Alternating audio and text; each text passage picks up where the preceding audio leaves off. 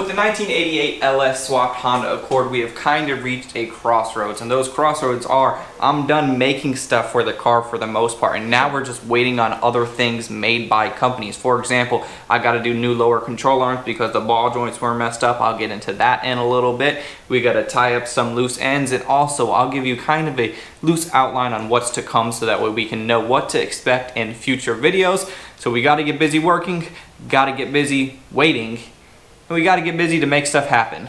And now, you're watching the March 2020 is the first month to officially have 79 days channel of YouTube. Welcome to Bodie Vision.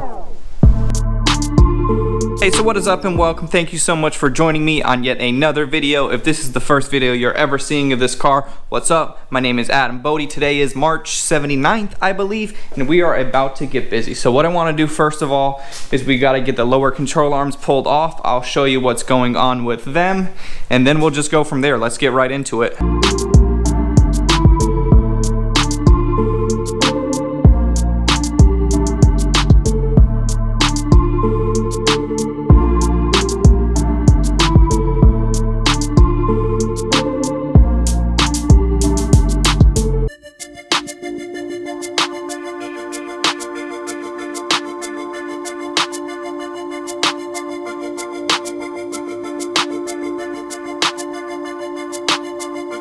Alrighty, so we got that lower control arm out, and we also have the one over here. I have the passenger side out as well. Now the reason why I wanted to take those out is because the one broke, and I'll show you that in a second, but the next major thing that I want to focus on, or the next thing that I want to accomplish with this car, is I want to get it on the ground. That's just gonna lift my spirits up to get this build done. And not to say that my spirits are low at all, it's just nice to reach those milestones to get us going, get us even more motivated than we already are to get this thing finished. And once I see it sitting on the ground, that's just gonna make me want to drive it at that point. So like I was saying a second ago, if you can see right here, this is the passenger side, this is the driver's side. Now when I was actually removing this from the subframe, these threads were completely stripped out, and it was causing the ball joint to just keep rotating. So what I had to do is I just took my Sawzall and I cut it off right there, and I didn't affect the spindle or anything. I just knew that I could always replace this ball joint. But then after looking at this over here, you can see it's cut, and the reason why it's cut is because the bolt that was in there looks like that completely bent bolt. So I had to cut it in order to take it out, because it was in there and it was basically acting like a cotter pin, and I didn't want to just put a nut back on here and leave this crooked bolt on there. I couldn't move forward with the build knowing that there's stuff like this in there. So also this one has this old bushing and this one has this newer stuff, but then this one also kind of started to twist on me as well, and this one wasn't as bad. But I could either just do the ball joints, or I could just replace both arms, and then I'm gonna know that all of these bushings are new, all of these bushings are new, the ball joints are new, and everything's gonna be just fine. Also, it comes with new hardware, so my decision was just replace them because it was only a little bit more money, and for me to sleep at night better, it's worth the money. So I'm gonna have all new bushings, all new ball joints, and everything's gonna be good to go. And also, I'm a firm believer in, if you do something to one side, that same thing on the opposite side of the car should be done as well. I didn't want to just have one new arm on one side and then have old tired bushings on the other. I kind of wanted to sync them together, so that's why I made the decision to just get both of them brand new. So now what I want to do, this in here was just kind of tacked in place because I didn't know if I was going to have to replace it or move it. But now that we got the coilovers set in, huge shout out to BC that made the custom coilovers. If you didn't see that, go check that out after you're done with this video. But either way, let's get some of that stuff welded up, and then we'll get into the game plan of what's in the upcoming videos.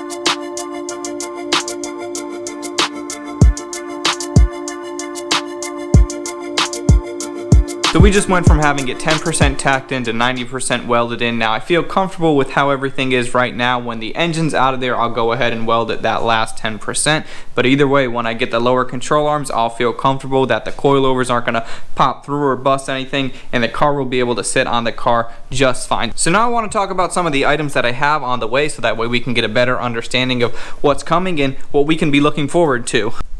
What? So anyways, I don't want to drag this video on for too long. I know that I don't have a lot going on, so I don't want to just talk and talk and talk, and that's what I'm doing right now. And anyways, so what I have coming, brake booster delete kit, because of room, I'm not going to have enough room. Because of room, I'm not going to have enough room to run a brake booster, so we're going to go with the brake booster kit. I can't wait to show you that. We're going to get that installed and then run all the lines and do all of that fun stuff. Also, I know I mentioned my next big major milestone that I want to accomplish is to get the car on the ground. Now that everything's welded out in the front to the extent where I think it's going to be strong enough, we have those lower control arms. As soon as those lower control arms get here, I'm going to throw them in, and also I have tires on the way. They're going to be good ones. I was thinking about going with something not so aggressive, but I just went for it. So that's on the way. And also we have a engine rebuild, engine refresh, engine stuff coming on the way as well. So all of those things on the way, all of those videos will be coming really soon, and I cannot wait for all of that. So since I put a whole bunch of strength back in the car by welding all that stuff out up front, one thing that I want to do, it's kind of very scary, It's very scary for me to think that this is at the point that we are, but I gotta test and I gotta see if the chassis is rigid enough. I mean, I'm sure it's gonna be. Everything is just so crazy beefy in here. Frame's finished. I don't know if I showed you guys that. The frame's all the way finished, all the way to the back over there. Now I was working and I didn't show you everything just because I want to get stuff done. So as I'm rambling, I have all that stuff underneath the car. Scissor jack right there. Jack stand under the transmission. A couple different jacks over there to support. One on the diff. I think I kind of want to hang the car and see if the front end sags like how the car did before. I know it'll sag a little bit, or I think it might sag a little bit, but I'm just hoping the whole entire thing doesn't just crumble in the middle. I don't think it will, but I want to set the camera up. I'm going to show you that as well, so that way I can go back and look at the footage, and after that happens, we'll see what I think.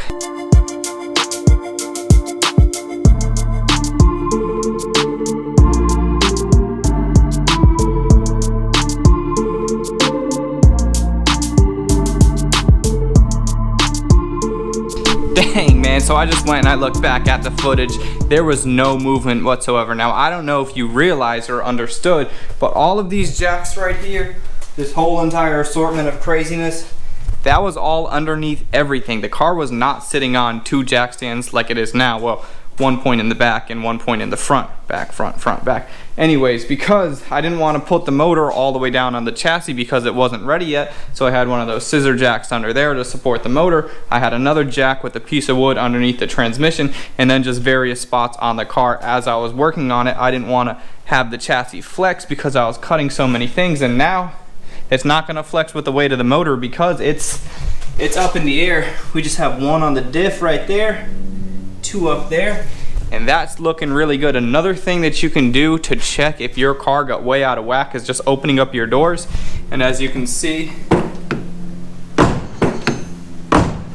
nice and crispy. It doesn't drop or it doesn't shoot up, so the chassis should still be relatively straight. Now, I know that's not perfectly certain that if the door opens fine, the chassis is straight, but if the door does sag or if the door does anything really crazy weird, then you know something is different. If it's acting like it wasn't acting before, obviously something's not right. So lower control arms, they're on their way. Tires, they're on their way. Brake booster delete kit, on the way. Engine rebuild, engine refresh kit, that's on the way. I have all this stuff on the way.